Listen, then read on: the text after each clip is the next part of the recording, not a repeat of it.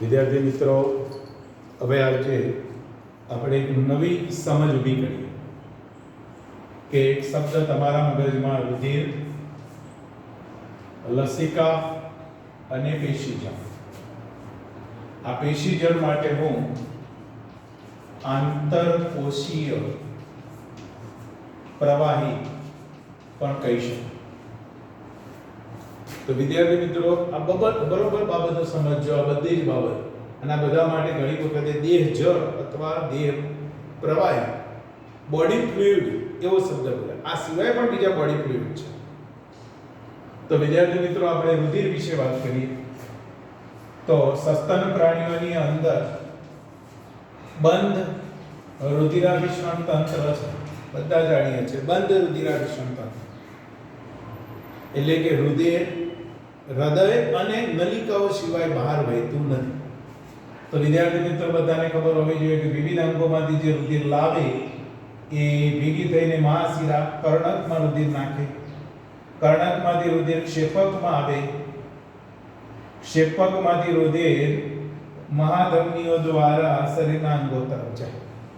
આ રુધિરનું વહન યાદ રાખજો વિદ્યાર્થી મિત્રો. હવે મહાધમનીઓ આગળ જતા જુદા જુદા અંગમાં ધમનીઓ, રુધિર આપનારી ધમનીઓમાં વહેંચાય. ધમનીઓ આગળ જતા એની શાખાઓ બનાવે, એને ધમનિકાઓ કહેવાય. હવે જ્યારે આ ધમનિકાઓ અને રુધિર કેશિકાઓ એ અંગમાં હોય, અંગની અંદર. હવે જાણીએ છીએ કે ધમનિકાએ જ્યારે આગળ જાય ત્યારે વધુને વધુ આપણા શરીરના પેશીકોષોના સંપર્કમાં રહી શકાય એટલા માટે નાની નાની અસંખ્ય રુધિર કેશિકાઓમાં વિભાજિત થાય.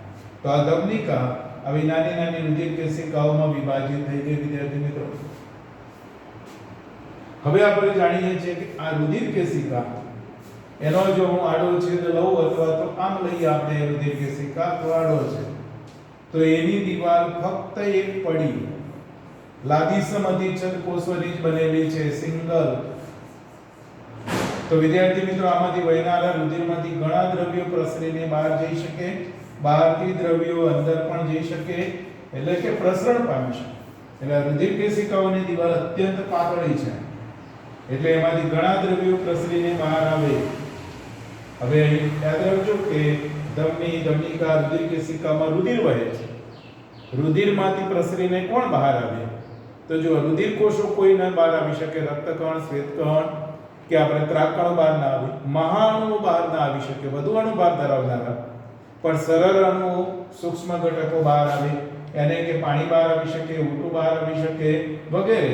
એ આમાંથી બહાર આવવાની ક્રિયા, પોષક તત્વો જે ગ્લુકોઝ છે, એમિનો એસિડ છે, એવા મોનોમર્સ બહાર આવશે અને આ પેશી જળની અંદર એનું પેશી જળનું નિર્માણ પણ કરશે અને પેશી જળમાં આવશે. તો ચલો, પેશી જળ એટલે યાદ રાખજો પેશીમાં આવેલું પ્રવાહી, પણ પેશીના કોષોની આસપાસ, કોષોની વચ્ચેનું પ્રવાહી જ્યાં બતાવ્યું એ બધાને હું પેશી જળ તરીકે બોલીશ. માટે જ આ પેશી જળ કોષોની વચ્ચે આવેલું છે એટલે એનું બીજું નામ છે આંતરકોશીય પ્રવાહી.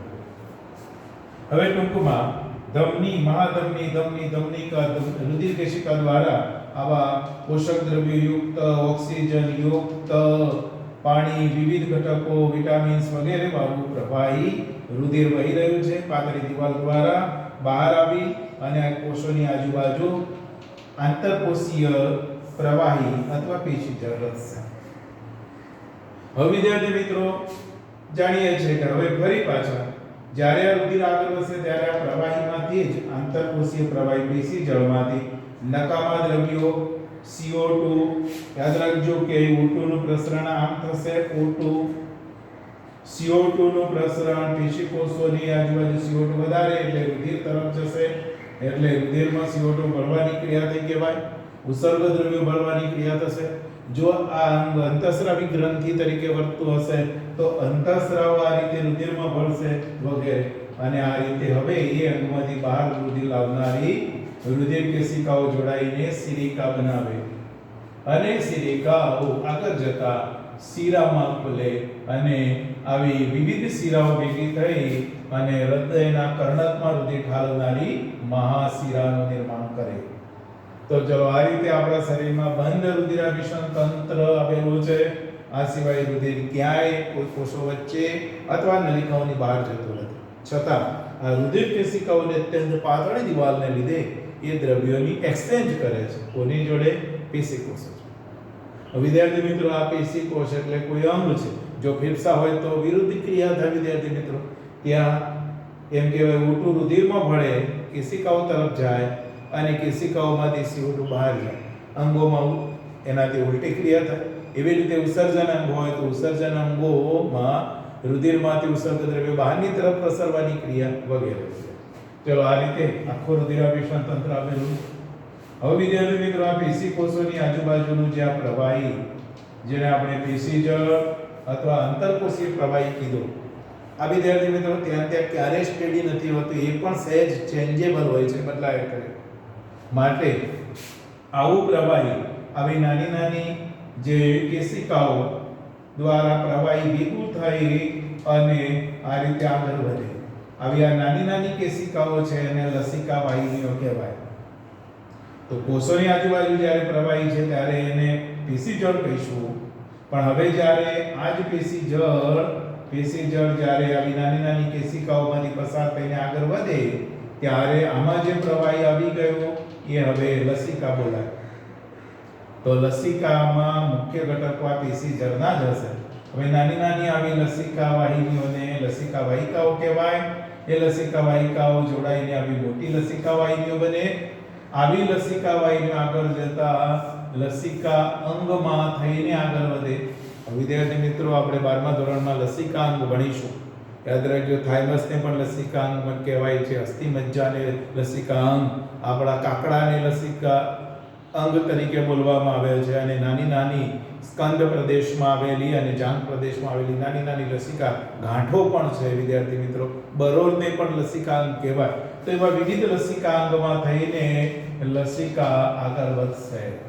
ત્યારે વિદ્યાર્થી મિત્રો યાદ રાખજો, આ લસિકા અંગ હશે ને, એ લસિકા અંગ એ ખાસ કરીને લસિકા કણોનો સંગ્રહ પણ કરે છે.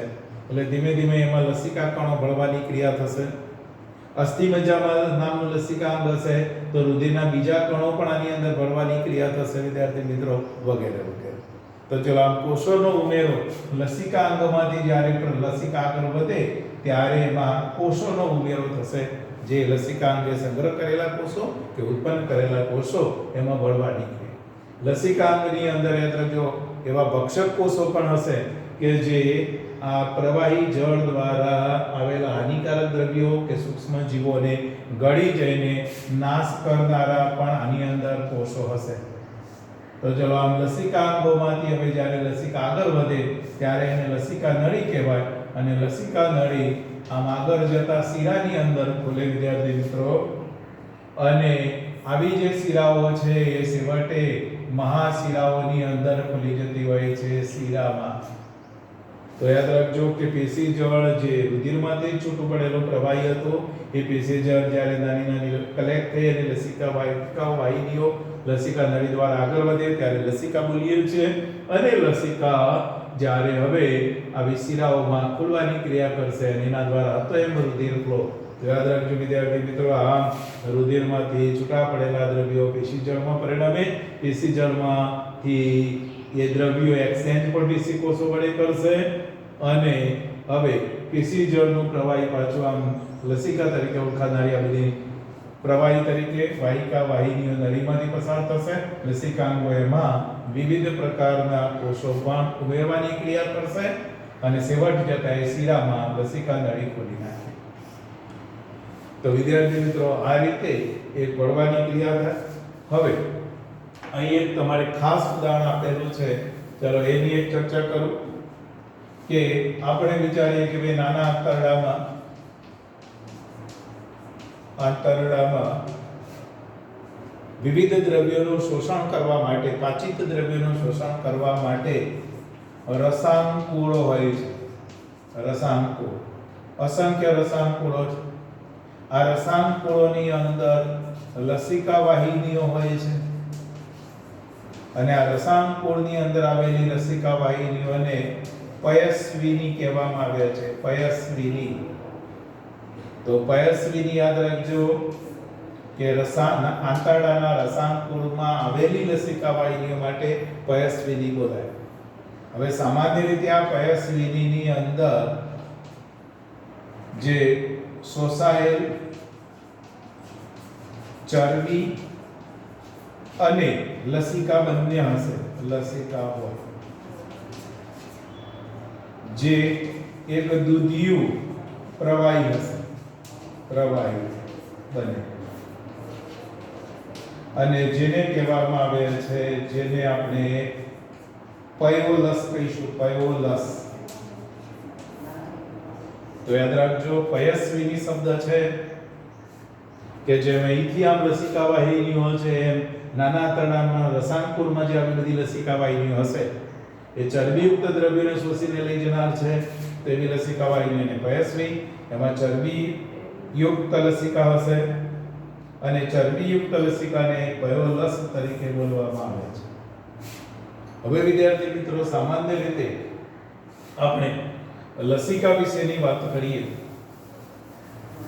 કે આની અંદર આવેલું આ જે પ્રવાહી કેવું, તો એની વાત કરીએ તો લસિકા રંગવિહીન હોય છે વિદ્યાર્થી મિત્રો. એની અંદર પ્રવાહી અને કોષો પણ હશે વિદ્યાર્થી મિત્રો. સામાન્ય રીતે કોષોની અંદર લસિકા કણો હશે. લસિકા કણો. હવે જો આગળ આપણે ભણી ગયા, સૌથી નાના કદના શ્વેત કણ એને લસિકા કણ કહીએ છીએ, લિમ્ફોસાઇટ્સ. અને થોડાક પ્રમાણમાં પ્લેટલેટ્સ એને કે રુધિર કણિકાઓ પણ હશે. પણ આ રંગવિહીન પ્રવાહી છે કારણ આમાં રક્તકણ નથી, એટલા માટે. તો ચાલો હવે રુધિર અને લસિકાની વાત કરીએ તો રંગવિહીન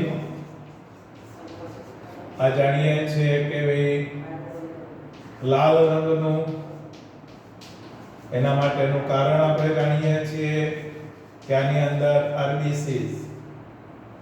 ચલો આની અંદર આરબીસીસ ન હોય.